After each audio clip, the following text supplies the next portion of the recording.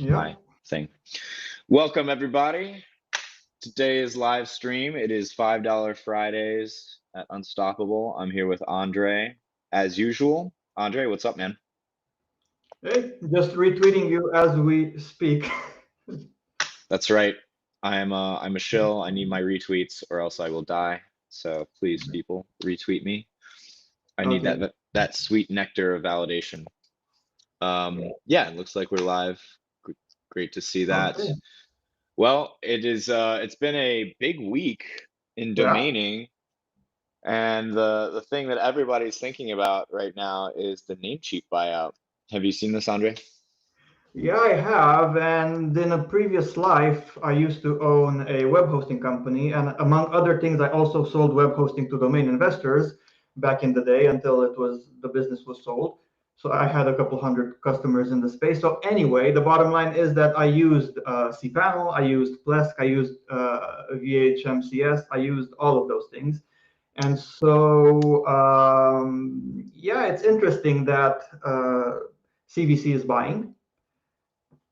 And I'm going to say that as someone who used to be quite active in the hosting space, usually, I'm not saying this time, but usually, and we can tie it in with Dan if you want to, and I don't want to be a jinxer because Richard is a good, really good guy, sure. But in the hosting industry, usually when a company gets bought out, it's bad news. It's terrible news. Like I in very few instances, if you hold a gun to my head now and kind of ask me, "Ooh, do you remember that one time that a company got bought out and the end result was so much better for the user?" I would be left scratching my head. So, in the hosting industry, at least, which is something that I witnessed firsthand, buyouts are not a good deal.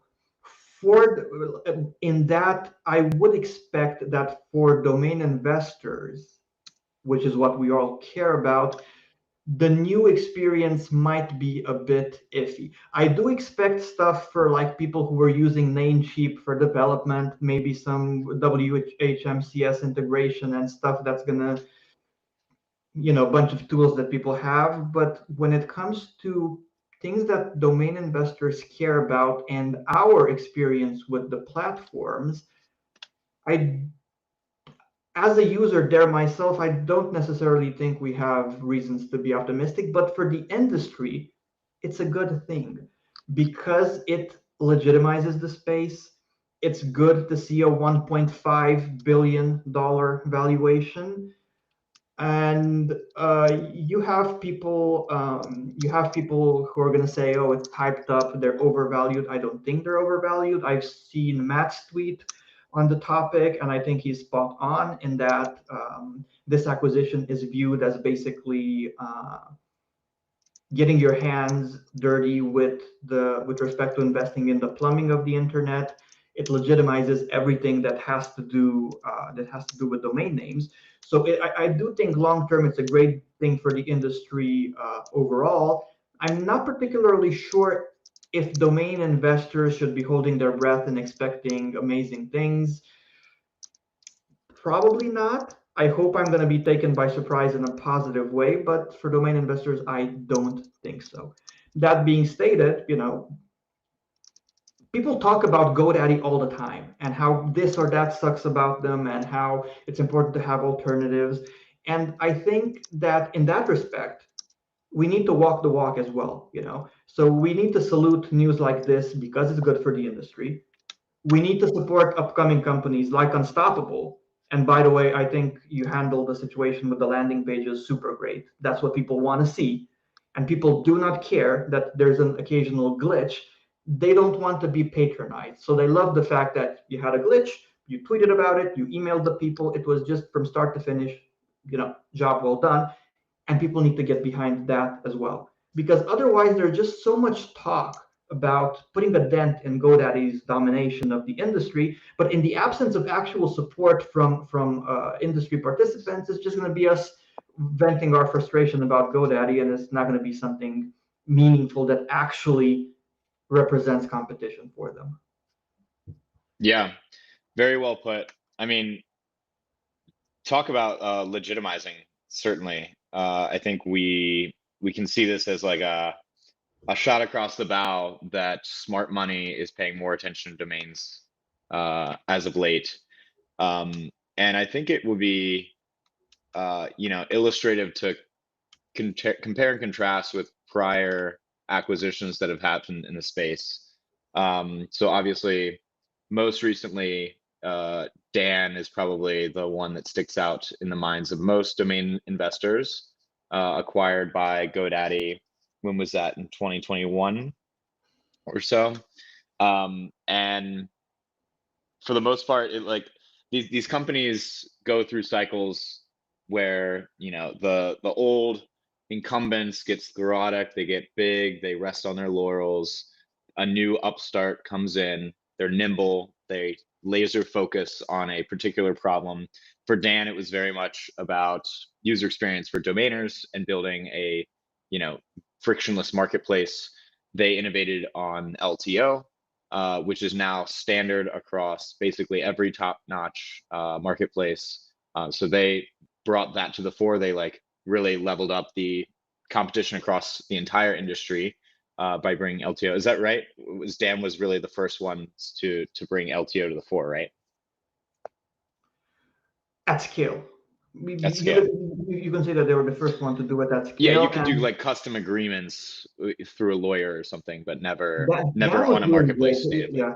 I mean, talk about changing something that worked. You had something that worked well, and domain investors are a notorious bunch, myself included. We don't tend to agree on much, but people agreed on the fact that Dan was good. And where is Dan now? It's nowhere to be found. And people who are older in the industry and who are, familiar with Frank Schilling's career, they will remember something similar happening back when Frank Schilling exited, because he sold his domain portfolio, but also Uniregistry, which was great. Many people don't remember, but like circa 10 years, a good decade ago, Frank Schilling was sick and tired of the manner in which the industry players were offering services, and he innovated in a manner similar to Dan, adjusted for the realities of back then. And he had his platform called Domain Name Sales, which was awesome for parking.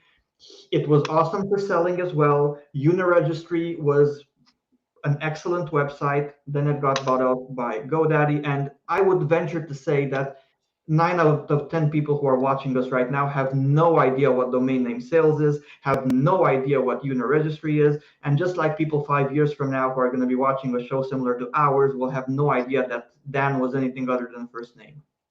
So, yeah. Yeah, exactly.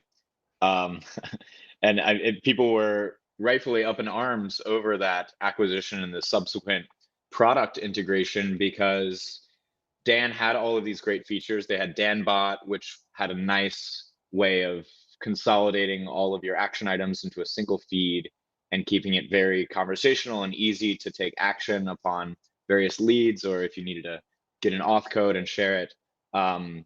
People loved that. They also loved Dan's ability to push domains at another registrar if the fast transfer could not, or like a regular transfer couldn't be undertaken because of the 60-day transfer lock. People love that. And GoDaddy acquires Dan, and then unfortunately they shut down Dan, and they don't immediately incorporate all these features straight into Afternic, into the GoDaddy system. And so people are, domainers are, like, what the hell? Just let us be with Dan, and then once you actually reach feature parity and give us the things that we want, then you can shut it down. But unfortunately, other business concerns took the priority there, and only now we see. I mean, Afternic came out with LTO at the beginning of this year, more or less, and then they have improved the lead system, I think, over the past couple of months. They still don't have really the analog for DanBot, making it super simple to take action on your leads, and they may do the pushing at other registrars. I'm not sure if Afternic does that actually.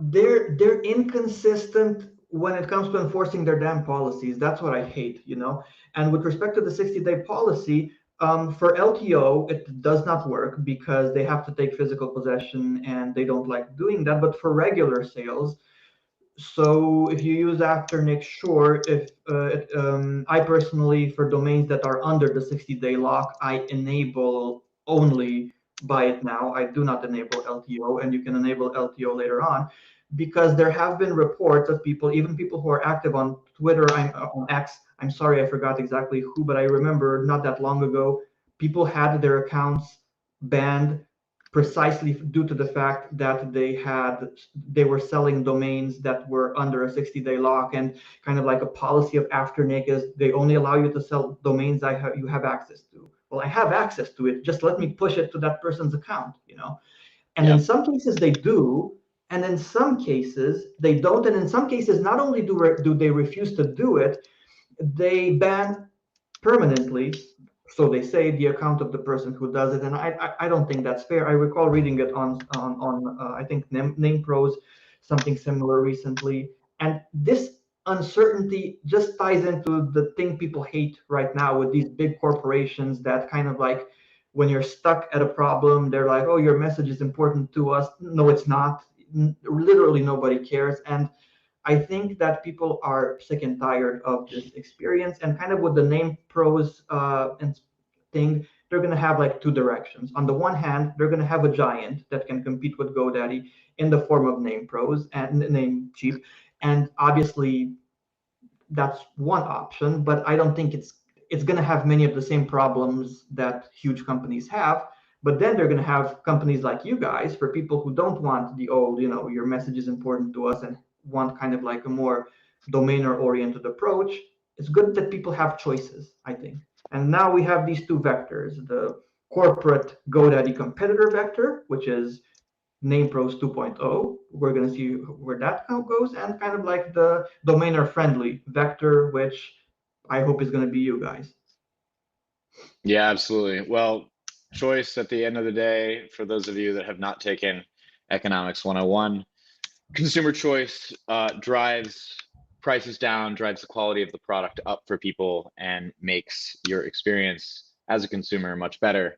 And so the less choice that you have, the worse off you will be. Of course, the companies are working the opposite direction. The ideal, if you've read Peter Thiel's 0 to 1, the ultimate goal of any entrepreneur is to own a monopoly. And so companies are working in the opposite direction to give you less choice, and so they can have more pricing power and drive you into whatever business model that is most beneficial for them.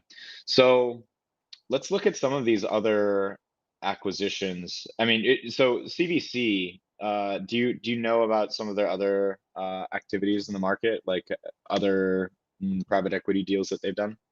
Well, to be fair, I'm kind of outside of the loop hosted, but the only reason why I know what I know about it, and I kind of knew it beforehand, is that I was somewhat involved uh, in the hosting sector. Other than that, not much really.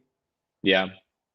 Well, we've got some other important acquisitions here. So Newfold Digital bought some rights to Mark Monitor a while back. That really doesn't affect domainers too much. Mark Monitor is very much like security oriented, um, uh, Brand protection. corporate registrar, very much oriented around like large brands who want ultimate security and brand protection for them. So the domainers don't touch that too much. Dan is really the one that sticks out in our mind. Talk about GoDaddy acquiring Uniregistry, and I know people, that was well before my time. I haven't studied Uniregistry much. So talk about like some of the product consequences of like what did people love about Uniregistry, and then what went away when GoDaddy acquired them. Yeah, well, I would probably start with why they did it. Frank is a super smart guy. And how did he make his money? Well, he made his money by having a lot of domains. He had about 2 times more domains than Mike Mann. So there was that. So when he wanted to exit, who do you sell your portfolio of 375,000, I think, domains to? Who do you sell There's it to? only a handful of people that could buy that. Exactly. And the best buyer is the buyer who controls distribution, who is GoDaddy. Because if money would have flown from the sky in my hands and I would have bought it, then for the sake of end user distribution through the GoDaddy registration path, which is a major thing, I would have had to pay GoDaddy a commission.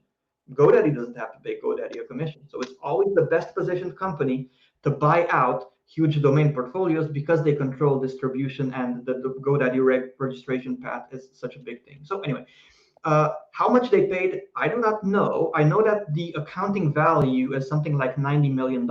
It was back then at an average per domain price of about $300, which may not sound like much. But again, people shouldn't think about the portfolio of someone like Rick Schwartz. Rick only has 7,000 domains, but they're really damn good domains with the average domain value being super high. You cannot get to 375,000, which was what Frank has, or 200,000 for Mike Mann, without having, head scratchers. Like Mike Mann, is a fun fact, I think he holds the record for most registered domains in a day. He makes me blush because I register, when I'm doing it full time, 30 domains after bleeding my eyes dry out looking at lists. And he registered, I think, something like 35,000 domains in a day, something crazy like that. So, there's also that. So in that respect, $300 per domain is not that bad anyway. And then there was Union Registry and the services around it. Again, who is the natural company to buy them? Obviously GoDaddy, because all of a sudden you had this competitor which was gaining steam and had the reputation of Frank Schilling, which was a huge, huge deal, and still is.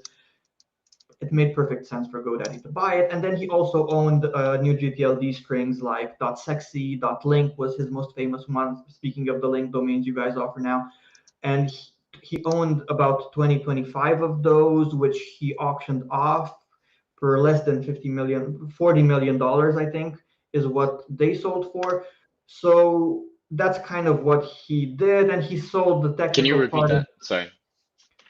Frank Schilling owned a bunch of new GTLD strings.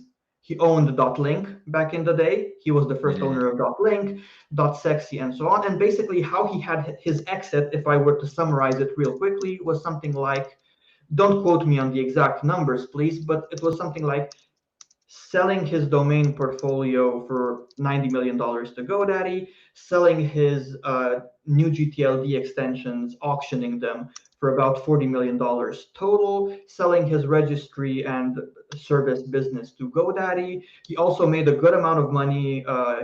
Many people don't know this, but he made money walking out of new GTLD auctions. He got the right to participate. And one of the best money makers with these new GTLD auctions was participating and then being paid to step away, so to speak. And that was a major income source for Frank as well. And after drawing the line, he had a really good exit this way. But again, domain name sales was so special back in the day. Just as affectionately as people refer to Dan now, people referred to domain name sales and Union Registry, and it's kind of sad. Yeah, it makes perfect sense. So, I mean, what were some of the defining product features of Union Registry? I know it was good at bulk and domainers loved it. I think it had a third-party broker integration as well, and you had a lot of flexibility with brokers. It had a third-party broker integration. They had really smart people on board. Jeff Gabriel from Saw.com was one of Frank Schilling's first employees. He moved to, I think he moved to Cayman or something, but he had really good people on. So it's not so much the matter of, Frank Schilling invented fire with Union Registry or domain name sales. It wasn't that. It was just that Frank Schilling was super fair in his offering and offered people a good, and what I mean by that is, in terms of parking, he took such a small cut. And he did that. He was like, look, I'm going to take this small cut. I'm going to help you guys make as much money as possible from parking, and hopefully enough people will switch to me so that I can make up for it in volume. And he did make up for it in volume. And then one thing led to another, and it was natural, especially with the decline of parking in general, which was not Frank's fault. It was natural to kind of also have his finger on the pulse of domain name sales, both literally and the business name. And so he had these integrations with brokers, and many of those brokers were really good brokers. So it wasn't so much a matter of, it was to a certain extent a matter of innovating, but it was a matter of just giving people a fair offer and making people feel that they're your equals, kind of like why it's important, I think, for kind of Unstoppable to have this brand as being super domainer friendly, because that's what the main appeal was. You didn't feel a sense of corporate inferiority toward Frank or you in the registry. You felt kind of actually the by domainers for domainers thing. Yeah, well, I'm sure it, I mean, having a domainer at the top, making the calls and driving a lot of the product roadmap has a big influence on that. You know, I am a noob domainer, but I'm trying to learn as quickly as possible. And these live streams and interacting with everyone on X and elsewhere is certainly helpful for that. So I think I have a good grasp on the mind of a domainer, getting better all the time, at least. Our CEO, Matt, is not a domainer, but he has speculated on, well, he's not a Web 2 domainer, but he certainly speculates on domains. And so he also understands the market well. But yeah, I mean, you call out a great point that's worth, you know, touching on again, which is this like not quite loss leading, but offering really fair terms to people, and playing the long game rather than trying to nickel and dime up front. And that's very much an ethos that we are carrying through at Unstoppable. So, I mean, you see this in our pricing, right? We're not making a dime on registrations, on renewals, on transfers. Most of the you know, bread and butter of these registrars are extremely competitive, and as a new entrant, we drive those prices down even further. And we are betting on being domainer friendly, being a core driver of our business, attracting domainers with large portfolios to us, and then being able to make our money elsewhere in the marketplace and beyond. And so, again, like this is like the natural progression in a market, when you have new entrants and you compete away a lot of the edge on the traditional, you know, business models, and then further, the more and more competition that you have, the further out on the product curve, let's say, you have to look for margins and look for your business opportunities. And we're seeing this in real time, and it's a boon for all domainers who care about managing their costs, and getting more out of their relationship with a marketplace. So yeah, we internally we talked about ourselves as like the Costco for domainers, right? You know, we want to offer like basically be the least intrusive middleman as possible in a marketplace, and help people, help connect buyers and sellers at a very reasonable price, and then make our money elsewhere. And I think more and more we're seeing the industry drift in this direction. And I do think it needs to go both ways. Like, I think investors, if they're actually serious about having this competition, they have to kind of support companies as well. For example, you guys are putting your money on the line so as to get people to join, and for that reason, I'm like, okay, what can I do to support Unstoppable? So I moved a ton of domains. I have like 1,600 domains using the Unstoppable marketplace. And yeah, I get it that no product on this planet can be perfect right from day one, but that's kind of the thing. We have to work together. It has to go both ways. And if domainers support you, that on the one hand, they're saving money because you only charge 3%. So there's also that. But they're kind of having a role in supporting the ecosystem. You know, it has to be sustainable, and there has to be support from the average domainer of new entry. Because if it's every man for himself, if people become super predatory on this, and oh, I don't want to try this, I don't want to try that, no, it's like, and I think the key for you guys will be this: how can you, and Frank Schilling has managed to do this, and I think you can do it too if you are consistent with it, how can you play an important role in the workflow and in the financial life of a domain investor? If they have their domains through you, if they have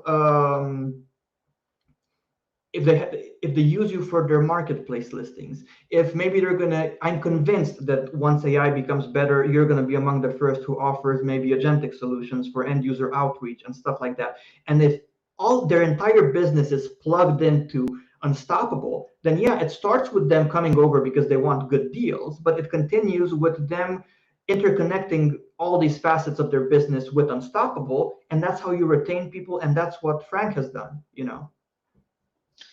So explain, how Frank made Uniregistry like this hub of tools. It sounds like that's what you're alluding to.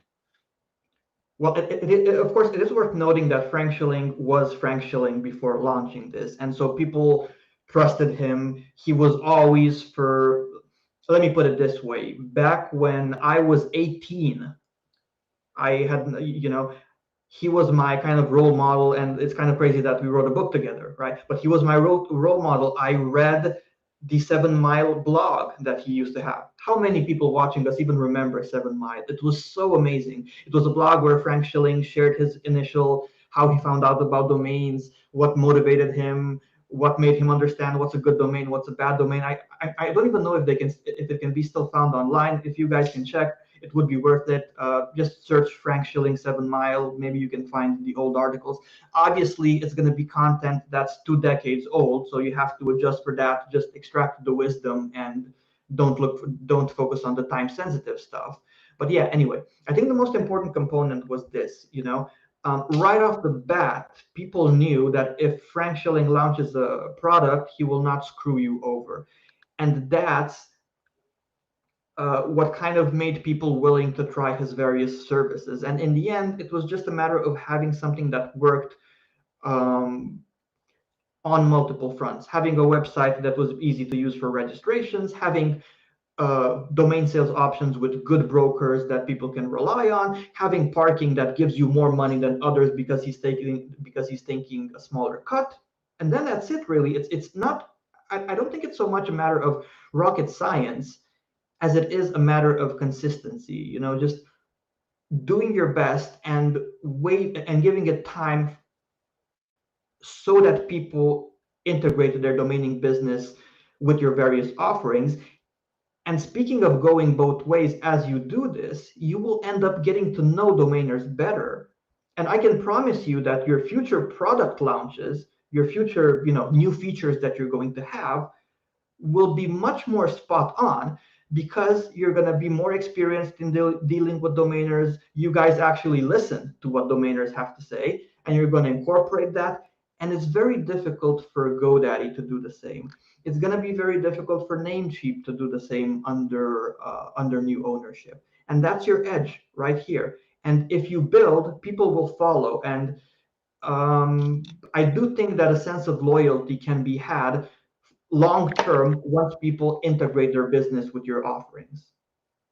Yeah, absolutely. I mean, you talk about distancing yourself from private equity incentives.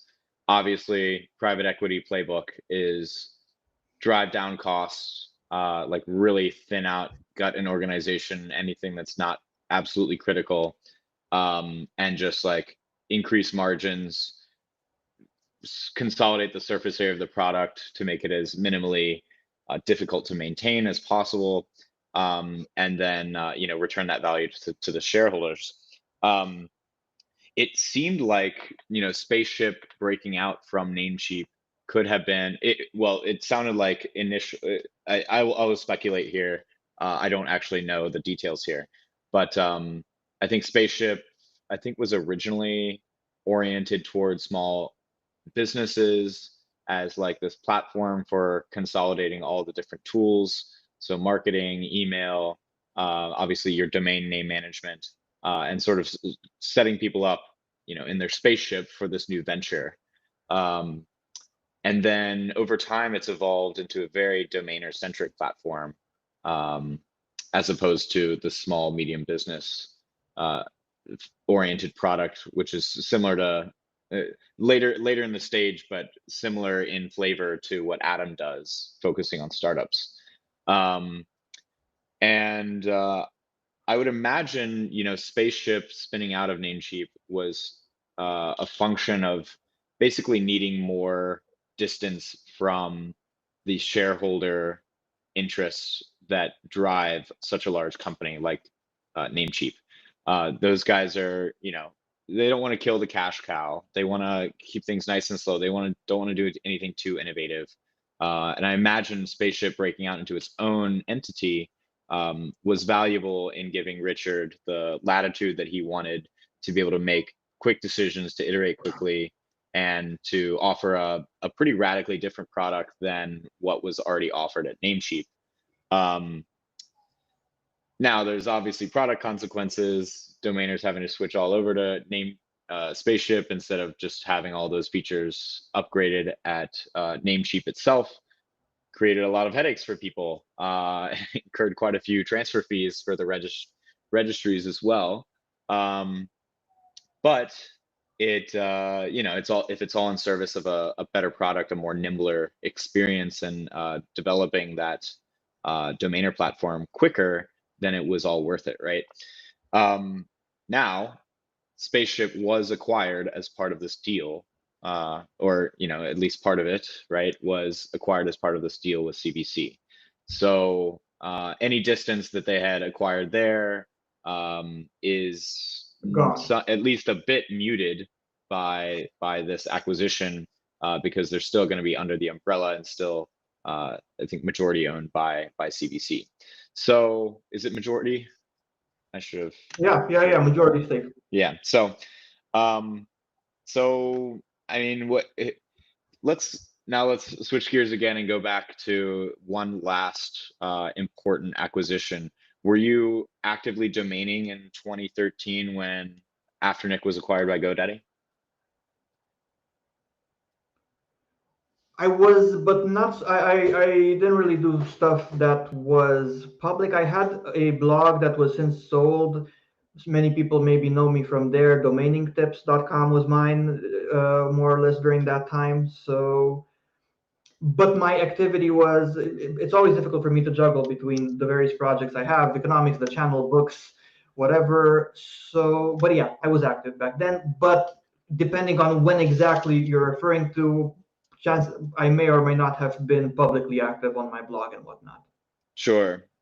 Well, I think that was, the industry was much less mature at that point. I would imagine there was less consequence for people. But do you remember, were you using Afternic before then? Do you remember there being any real consequences for domainers after that acquisition? I mean, higher commissions, perhaps, some switching costs going from Afternic to GoDaddy, things of this nature. It's kind of jammed, intermingled with other memories that I have. I do remember it that is 12 years ago at this point. It was a bit confusing, and I do remember that at one point I added my domains for sale in GoDaddy manually, GoDaddy Premium, I think it was called. But then they had a super high commission. It was, there were no LTOs. It was, I don't know. In some respects it was better. Because obviously, since we're talking about something that happened 12 years ago, you had opportunities then that you didn't have now.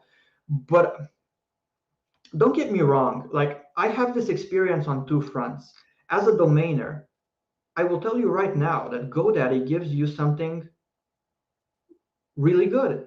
Do they have the best prices? No. But people, oh, I have my rep at GoDaddy. I used to have a rep at GoDaddy when I had a lot of domains there. There's a comfort in that, knowing that you have your guy at GoDaddy, and it gets a lot of stuff done, don't get me wrong. But all in all, GoDaddy offered a lot of good perks. Just like me as an economist who has 1 Minute Economics, the YouTube channel, Google is so good to me. Nowadays, I'm not that active posting new stuff because most of what I wanted to post is already posted. And so most of my traffic, 2/3, comes from Google, either from YouTube's algorithm or from Google search. So they give me the traffic. They give me the platform to post on, and I don't have to worry about hosting uptime. You know how that is. And they give me monetization. They give me AdSense and all that good stuff, all these options that I have to monetize. Same with GoDaddy. It's not that they didn't give people a good deal. They gave people a good deal, and it is a privilege to be a part of GoDaddy's registration path and things like that. But it's a bit of a poisonous pill, really, because at the end of the day, what has GoDaddy done? What has Google done? What has Netflix done? What has Uber done? Essentially, it does tie into what you have mentioned, the Peter Thiel thing, with the idea that, not the Peter Thiel thing, who wouldn't want to have a monopoly, obviously, and people are lured in with convenience. But then when it comes time for the monopoly to materialize, then things kind of start going downhill. Then you realize that you kind of sold your soul to the corporate overlords. Then you realize that maybe your experience is not as personalized as you want it to be.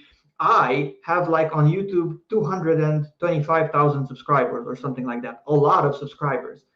I have a rep. People, I think once I hit 100,000 subscribers, they give me a rep or something. But I feel like I'm on my own there a lot of times. The same with all of these big corporations. It's so impersonal. You feel like, such a minuscule cog in a huge system that really doesn't care about you and stuff like that. So it's a poisonous gift. That's my opinion of the entire evolution with GoDaddy. It's the same opinion that I have with other big companies. Not that they haven't offered super convenience, you know, being in the registration path is a benefit. It's a major thing, whether you're Mike Mann or Frank Schilling or who cares. Once you're on the GoDaddy registration path, you're on the GoDaddy registration path. It is a privilege, it's something that people didn't have back when I was in my earliest days of domaining. Yeah. Have you noticed GoDaddy or other large incumbents reacting to new entrants other than acquiring them? So, if they see domainers moving over to Spaceship or migrating to Dan or whoever it would be, have you noticed, like, changing their pricing, dropping commissions ever, something of this nature, to try to soften the exodus? And have we seen the benefits of competition to users really play out in improving the experience and lowering Yes, we margins? have. Yes, we have. Okay, first of all, to be fair, all companies do it, and all companies are tuned into each other's pricing, and they try to undercut or try to be a step ahead, and kind of like game theory and all that. All companies do it.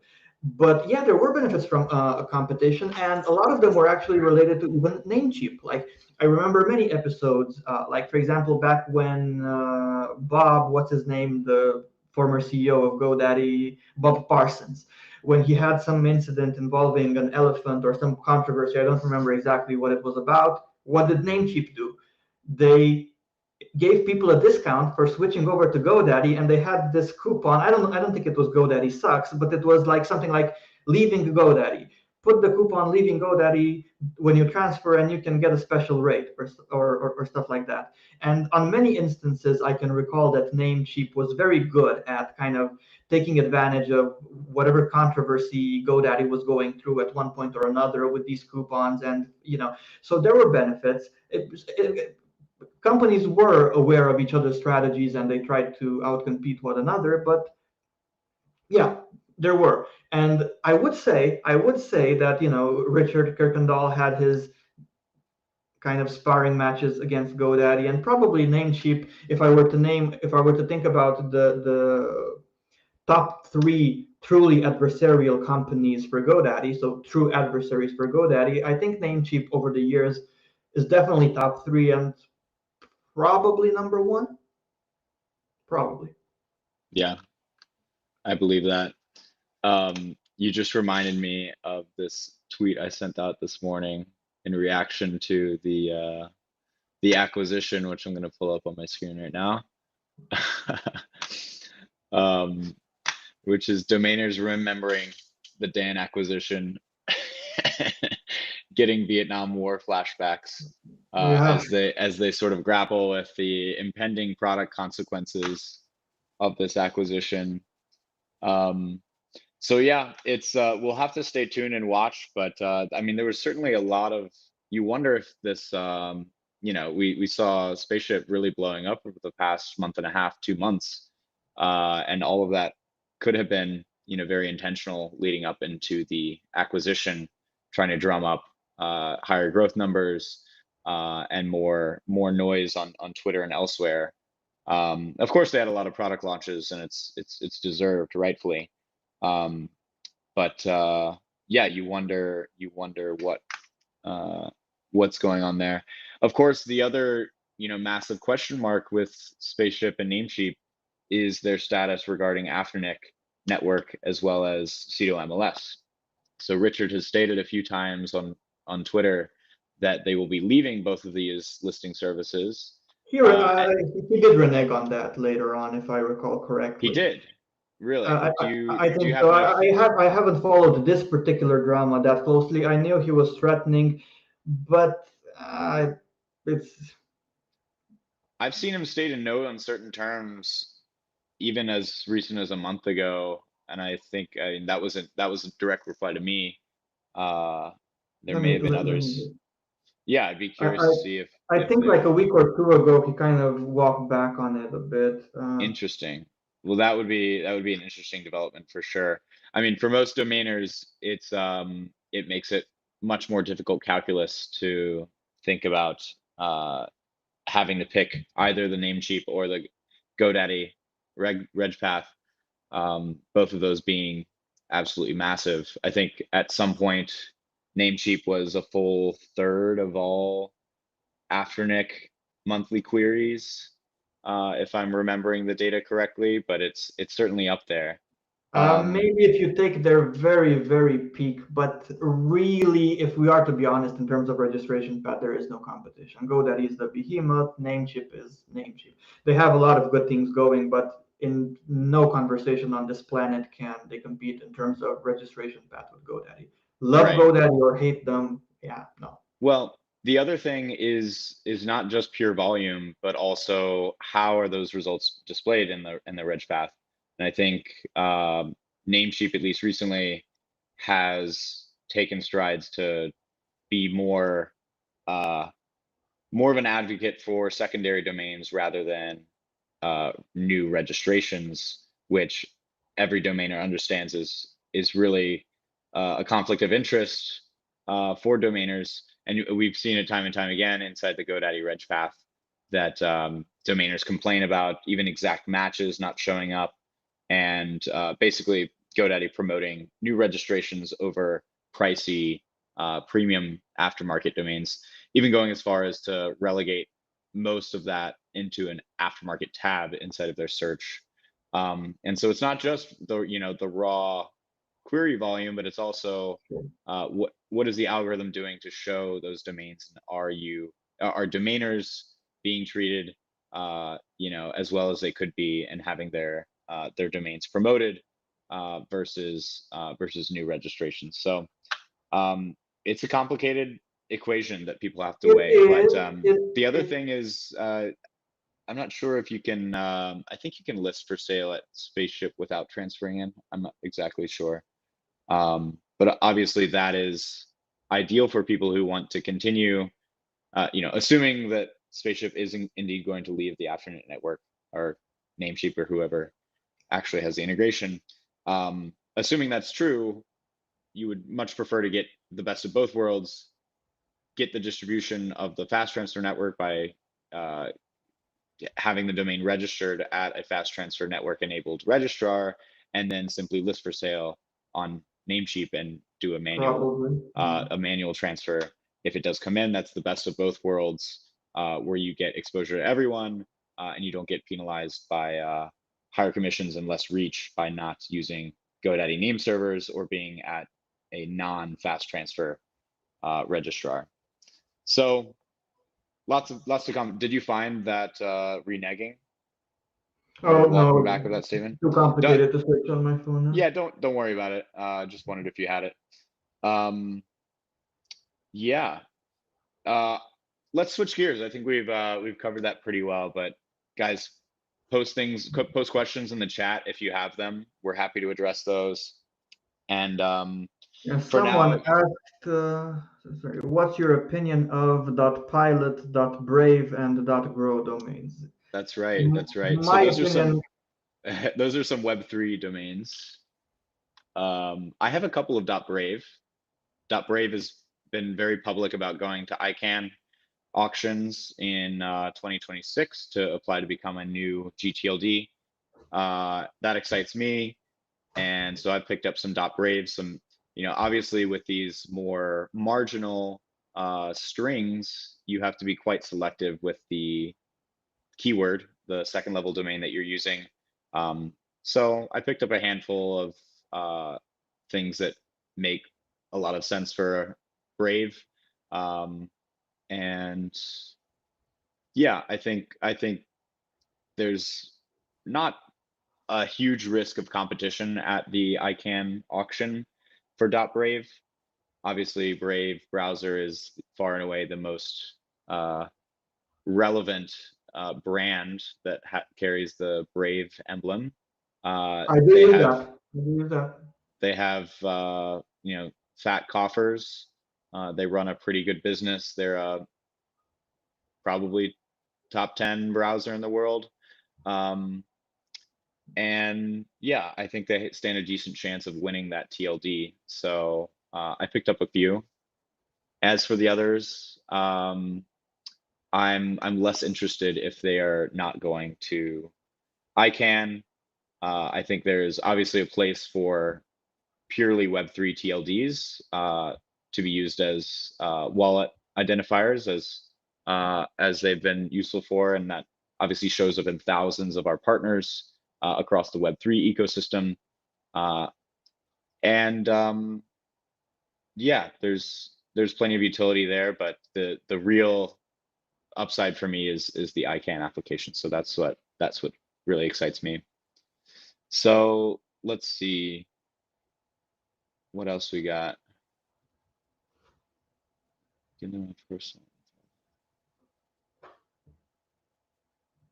smartdomain.eth asks if we will give away your personal info if some entity asks.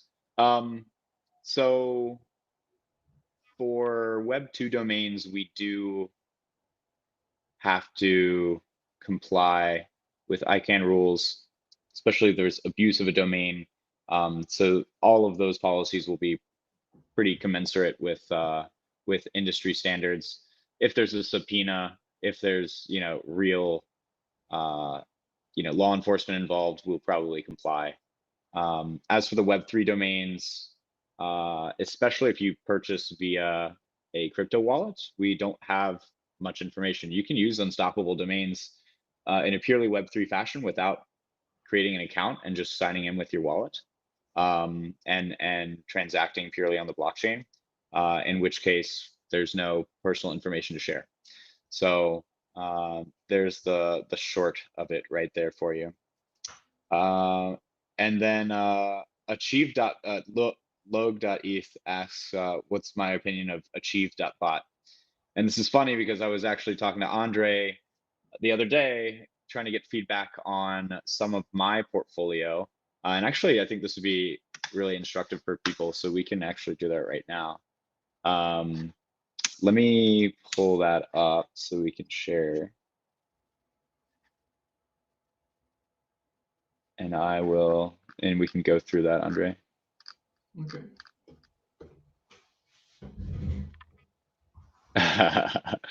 I think it's funny to relive that experience. I laughed a bit seeing that. So let me share my screen. Well, first, what's your take on achieve.bot? I think it doesn't really roll off the tongue. I think .bot is an alternative to .ai, but only in a narrow case. And in general, I think .bot makes a lot of sense for sort of like small tools that you would use, small like online tools. So whether it's like a Telegram bot, obviously chat bots are like really the canonical thing you think about when you hear about bots. on whether that's on Twitter or Telegram or wherever else.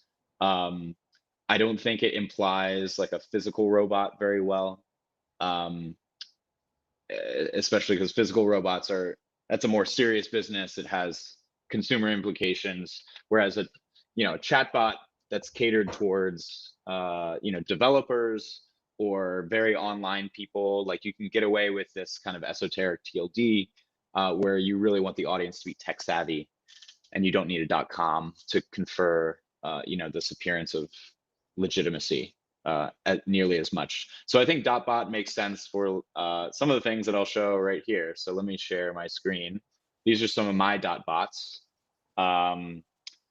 Researcher.bot, interviewer.bot, reviewer.bot, budgeting.bot, and prospector.bot. So these are all hand regs for .bots that I have picked up over the past couple of months. And I'm pretty sure I found some of these through my custom GPT, just ideating with ChatGPT and then checking the availability of them. But you'll notice that like they're all like task or like job role oriented.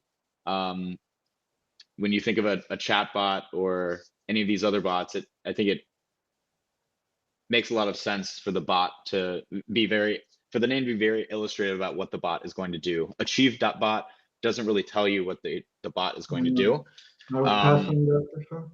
Yeah. However, a researcher bot, an interviewer bot, a reviewer bot, you can pretty rapidly understand like what is this product going to do for me, and you can kind of grapple with the idea of that being a desirable brand for people. Andre, what's your take on these? Yeah, so on the person asking the question, I would definitely pass on this. Having said that, a lot of what I say about .bot is predicated on the fact that I don't deal with .bot personally. I know there are more ways to skin a cat in this industry. So as long as it makes money for people, I'm fine with that. What I do know is that if I were to go after .bot domains, I would go really after. When it comes to .com, you can get away with a lot of things. When it comes to something like .bot, it's kind of like what Warren Buffett says. You want to buy a wonderful, in our case, you want to buy a wonderful domain at the fair price, not the fair domain at the wonderful price, or reg fee in our case. So really, if I were to deal with .bot, I would only want the best of the best, So looking at this list right here, you're just starting out as a domain investor, and so with that in mind, it's not bad. With that in mind, it's not bad. And I say this as someone who Don't has been. sugarcoat it, Andre. Come on, give it to me straight. You can hurt my feelings. Let me put it this way: give me research.bot at the average registration fee, and I will take it. Give me researcher.bot at the renewal fee of $5 a year, and I will take it. Give me researcher.bot at the renewal fee of, what do these renew for? $60, $50, $80, something like that, I would assume. Yeah. I'm going to pass on that because the problem with these extensions is that obviously they don't have anywhere near the reach of .com. And you made a good point that you want to be really specific and you want to go with terms that work well for this specific domain. But when you're telling me, on the one hand, it's a good thing that I can buy it for the registration fee. But on the other hand, if I keep that domain for, I don't know, for 5 years, I'm going to pay hundreds upon hundreds of dollars for it ultimately. And then I'm going to want, because these renewal fees, I promise you, will add up. And the number one problem of domain investors with such domains, it's not that they don't sound good. They do sound good, and not that they're necessarily bad, but we're in the business of buying good domains that make sense from an investment standpoint. And so when you have these domains with a renewal price tag that's in the mid to high 2 digits, it's a pass for that reason. Not necessarily because if, build a website on any of them and it's going to be just fine. If I were to pick one, I would pick for sure budgeting.bot. It has a really good job. I can see people interacting with their budgeting bot and on their smartphone and asking if they should buy a pumpkin spice latte, or if they should invest in diversifying their bonds or whatever. I can see that happening. I like the double B. I have a small kind of a soft spot for that. Budgeting bot, that works. I would say it's the only one I would say from this list, budgeting bot has the potential of being a keeper. The other ones, I would say pass at the current registration fee. I don't like, whenever you show me these domains or domains in general, I try to visualize a portfolio consisting of these domains, and I'm trying to wrap my head and try to figure out the economics behind that portfolio. And at $60 renewal or whatever it is, I'm not seeing it. Maybe budgeting.bot, I think would be worth a punt based on this list, but the others I would say not. Yeah, well, that's good advice. Not that I would know. What are your Budgeting.bot is opinions not on bad. what are your so we've got research, interview, review, budget, prospect. These are all roles. These are all like actions. Would you agree that like that fits well with the TLD? Yeah. The problem I have with these domains is not that it doesn't fit well with the TLD or that it would be a bad domain for a brand. I think they'd be fine domain for brands. I've seen companies do well with a lot worse names. It's just the problem that the term on the left of the dot is still not strong enough to warrant such a high renewal fee. Yeah.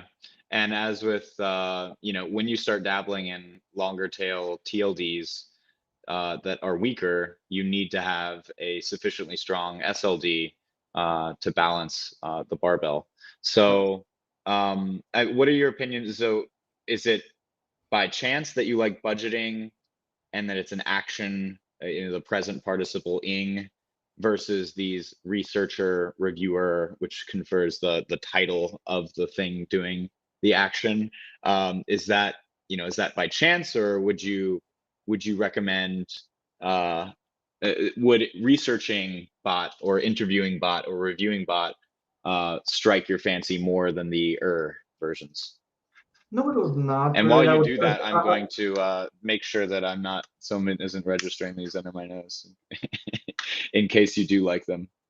I would not. I would pass on the ing version for the other domains as well. I do say, to me, the double B is a good point. It helps whenever you advertise it. Just think about the creatives you can create. Eventually, whenever you buy a domain, you're going to think about the fact that you're going to somewhat visualize that a company will use that domain and what the implications will be for when an end user eventually uses that domain. So anything you do strategy wise should revolve around ultimately end users finding it useful. And this, I can see it working great on creatives, on merchandise, on whatever it is they want to sell. Their logo will look super great with budgeting.bot. Easy on the tongue, double B, easy to remember. For that reason, I would take it. Budgeting.bot, sold. Researching.bot, nope. Interviewing.bot, nope. The same way I would have interview.info, interview.info. That's something that can work. Maybe not much, but it's something.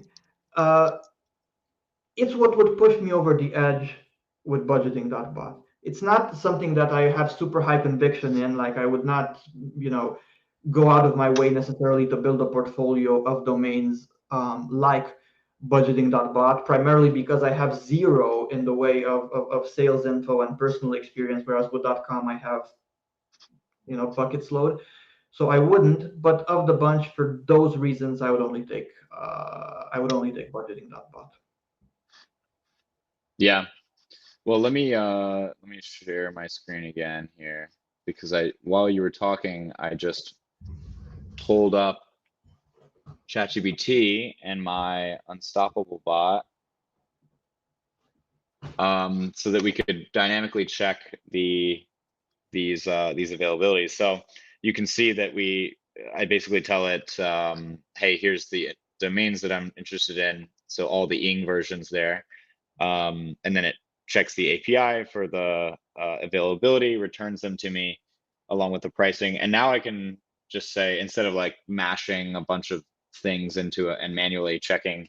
I can say now check the .er and the .or versions of each keyword, and it'll construct that. So interviewer, which is like the more British spelling.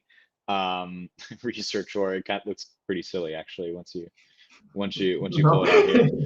Prospect or and prospector are probably the most palatable. But anyway, here's just another usage of the unstoppable bot, which lets you sort of more rapidly iterate on your ideas and then get quick feedback on whether or not they're registered or not. So there was that. But I'll come back to show us one other thing. So anyway, Andre, I had run this by you because I was listing these, I was sharing these domains on a wholesale marketplace. And this was inspired by talking to you. You really sit in the pocket quite early in the domain lifecycle where you are trying to sell to other domainers, and you participate in most of your sales come through wholesale transactions, I believe. And it got me thinking, like, how can I emulate that, go for the quicker flips with lower margins instead of waiting out, especially with the high renewal fees associated with .bot. You don't have many years before you the domain is really racking up a massive debt for you and grows stale for any number of reasons. So was looking more for the quick flip. I shared this on a couple of wholesale chats. One, that's a massive problem, it's not easier to list these for sale on a real wholesale marketplace like you would a retail marketplace. And that's a whole rabbit hole we can go down another time. But what do you think about this pricing? I think you mentioned probably a bit pricey for what people are getting here, but I priced them at $3.99. Obviously, it's painful to price your domains low, and once you go low, you can't raise back up pretty easily, as with most things. So you kind of want to anchor high. I think I think I actually came down to $2.99, and you said maybe more around $2.50. Is that still where you sit for these? Yeah, probably 248, and as an experiment, it would be good enough. It is frustrating to price your domains low when you don't have volume, especially, because that's kind of the tricky part when people are starting out, and it begs an interesting question, really, because many people contact me when I had the old blog, when I have this current blog, and probably the most common question I get is this, not the most common one, but a very common one is, if they should, I don't have that much money, should I just flip domains until I have a large? And the problem with that is that you're going to waste so much time doing it that you would probably be better off working a job, assuming you live in a second or first world country, let's say, working a job, using the money you make working a job to build a larger portfolio. And when you have a larger portfolio, we can talk numbers, we can talk statistics, you can talk about what's working and whatnot, because otherwise, as a beginner, you're going to be so confused. And as you sell domains and as you try to sell, to move inventory and flip your way to a bigger bankroll, you're going to realize that it's very difficult to draw conclusions. It's very, very difficult to figure out what you're doing right, or what are you going to do if, for example, you only can afford to buy 10 domains and nobody wants them? Are you going to spend an hour a day for a year just trying to sell desperately those 10 domains? No. Whereas if you, for example, I know it sounds like it's not a super spectacular internet riches story, but it probably would work better, because that way you can get a job, you can build a portfolio up to maybe 1,000 domains gradually, and then you can do what you're doing. And then you will not list your domains at wholesale marketplaces only to constantly hear crickets back. You will list them, and will people buy all of them? No, they won't. But as they buy them, you're going to figure out, ooh, I see that this type of domain sells better to wholesalers. I see that this type of domain sells better to wholesalers. Then you're going to have, okay, you're a beginner, but you're going to have some kind of an end user sell-through rate as well, assuming you're not super bad at it. So even if you have a 0.4% sell-through rate, you will have, for 1,000 domains, you're going to have 4 end user sales for a year, in a year. And then next year, you're going to have some more. And in 2 years, which is not that much, you can draw some conclusions from resellers. Whereas if as a beginner, you're just trying to flip your way with these very small portfolios on the wholesale market, I don't know if that's the way to go. Maybe outreach. Maybe as a beginner, you can, if you have the time it takes to do it, and if you can handle rejections well, because there's going to be rejections galore when you do outreach, maybe in your case you could be something like, okay, what is the best domain of the bunch? Let's assume you agree with me that it's budgeting.bot. You can brainstorm, you can see if the owner of budgetingbot.com, if it's registered, maybe you can contact that person. Maybe you can have, like I have, a scraper and see which domains exist that contain the words budgetingbot.com. So maybe yourbudgetingbot.com, mybudgetingbot.com, onlinebudgetingbot.com. Those are all potential end users, and who knows, maybe you can contact the owner of a domain like onlinebudgetingbot.com, and to that person, budgeting.bot would be an interesting domain, not necessarily to quote unquote upgrade to, but rather to launch a spin-off project or do something else related to their main activity. So I would say the main problem here is that it's going to be difficult to draw conclusions with such a small number of domains. It's going to be frustrating, and it's not going to. It risks not being the type of frustration that leads to enlightenment. It risks being, just frustration. Yeah. Well, that's why I brought up this tweet here, basically to really hammer on that need for data. This really struck a chord with people. Hold on one second. When I tweeted it out earlier this week. So basically the tweet goes, a domainer just starting out will feel uneasy dropping $1,000 on a premium name at auction. Like you were saying, I would rather own a great domain at a fair price than a fair domain at a great price, right? People shy away from the concentration risk. They understand, like, oh, I don't want to put all my eggs in one basket on one single name. If I only have $1,000 or a couple thousand here and there, they would much rather place more bets at $10, $20 registration fees over 25 to 100 hand regs and do the cheap wholesale pickups. They feel that that diversification is their advantage there, except now they are just screwing themselves, and they've incurred a shit ton of renewal fees because they've exploded the size of their portfolio. And it's also just much easier to get the quick dopamine rush of like making the small bet here and there. $10 doesn't feel like much. Oh, I can throw it here and there. It's not, you don't feel it adding up nearly as much because you spread it out over time.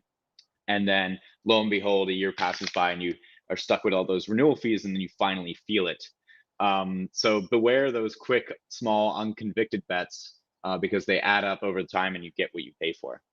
I mean, what are your thoughts on that? And I'm going to step away really quick, but I'm listening. I'll be right back. Yeah. There are issues with both of these situations. Like, I recall a conversation that I was having back in the days of the short domain mania. So it was late 2015 to early 2016. And I had my share of short domains. I had a few 3-letter domains as well, but never that many.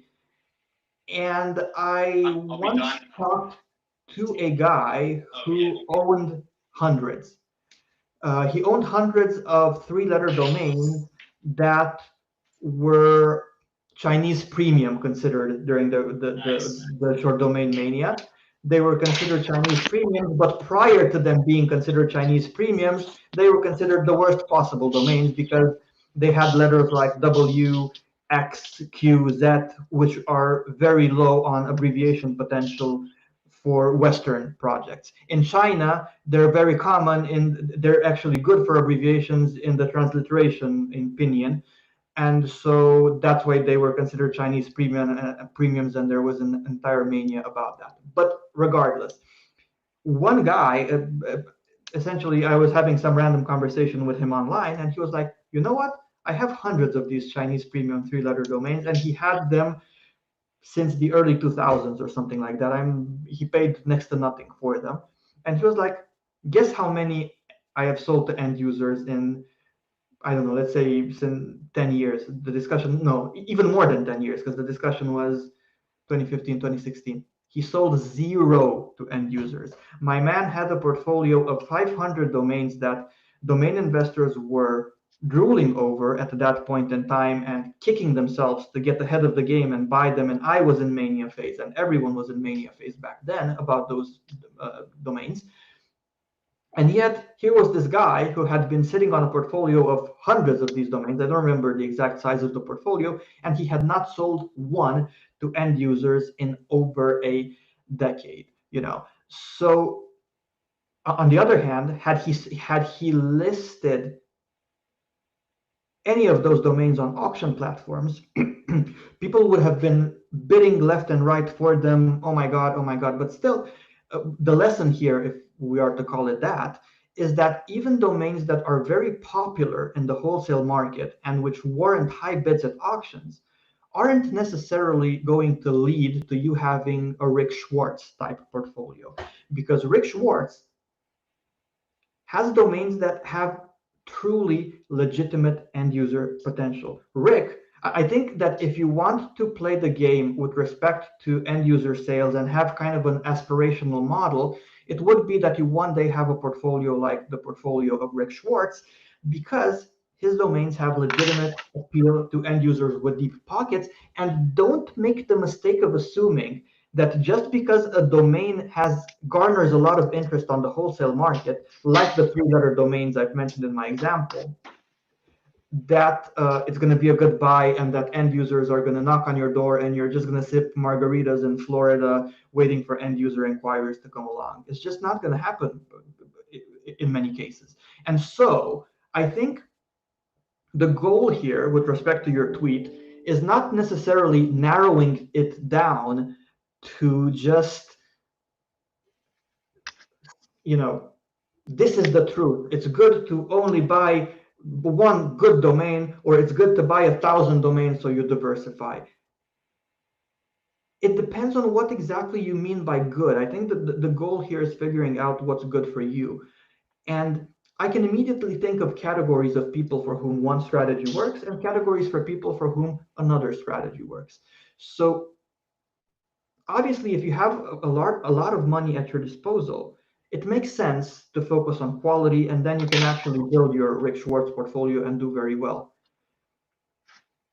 But if you don't, then you can easily burn through your bankroll without having any relevant statistics to show for it, And so it's ultimately a game. As we talked about in the last show, I guess, what are the things you have on this planet? Your time, your health, your mental health and health in general, and your money. If you have money, you don't have to sacrifice time or mental health, like being stressed about 1,000 renewals that are coming due and things like that. But if you don't have the money, then something's got to give, and you have to learn a craft then, And so if you don't have money, but you have time, and you're willing to take on the mental challenge it is required to learn how to register good domains, then the strategy of actually buying eventually those 1,000 domains might be the better choice for you.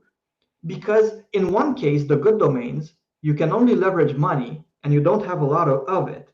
Whereas in the other scenario, you can leverage money, time, and mental capacity, or whatever you want to call it.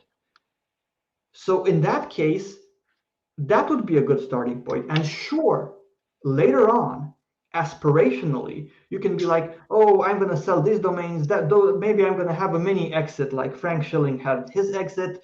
I'm going to sell a portfolio. I'm going to build a portfolio of 10,000 domains. I'm going to sell them to Probably not GoDaddy because that's not enough inventory, but to someone for $300 a domain. And then with that money, I'm going to build a portfolio of domains that are super good, but I'm also going to have some volume. So as to have end user inquiries and interesting statistics to look at and stuff like that. And then I'm going to have the Rick Schwartz portfolio. So one strategy or another is not necessarily false. And in fact, in this specific case, I think that one of them can be the gateway to doing the other properly, if that makes any sense. But it does mean, because there's no such thing as a free lunch on this planet, that you will have to invest a lot of time and that you will have to take on the mental burden of learning a new trade, of dealing with renewals, of worrying about renewals, and anything of that nature. It's just a trade-off.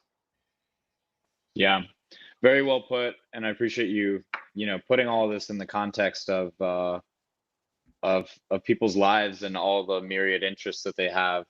Domaining isn't, you shouldn't assume that it's right for you, right? You have to piece it into the structure of your life, and think of it, in terms of opportunity cost of all the other things that you could be pursuing, and where your talents lie and whether you have the right temperament, and the capital and the time, to dedicate to it. So I forget where I saw this on Twitter, but someone was saying, your professional life, is just a hedge fund, and you need to, betting all of that, all of your capital, into one basket is usually not the appropriate direction to take.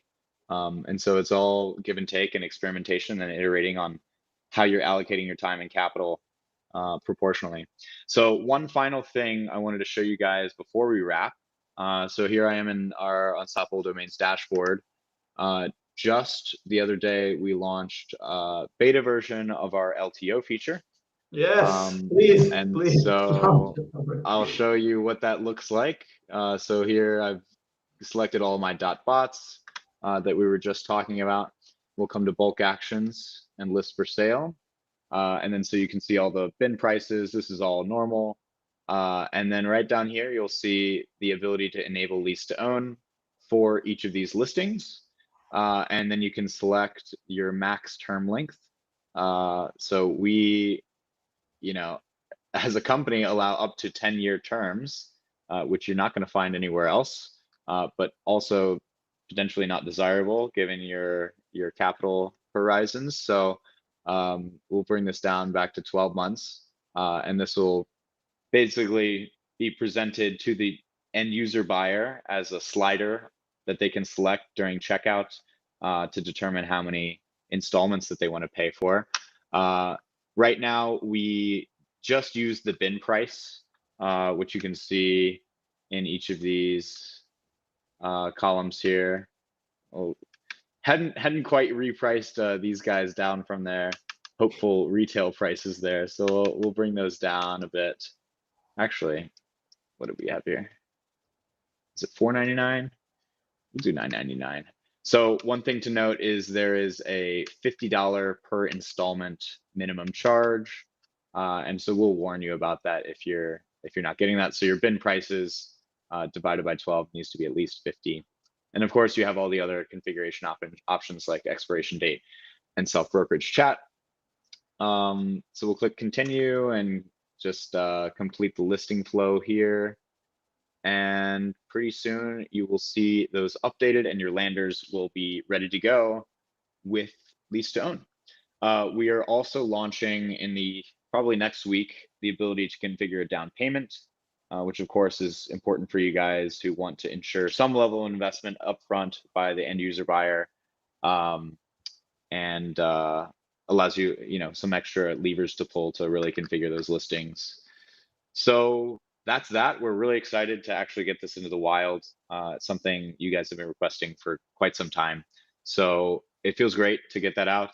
Always keen to hear feedback. So yeah, when it's live, try it out and let us know what you think. And yeah, it should go a long way to really opening the door and lowering the barrier to entry for new buyers. when they come into search and they see, let's see, what was the,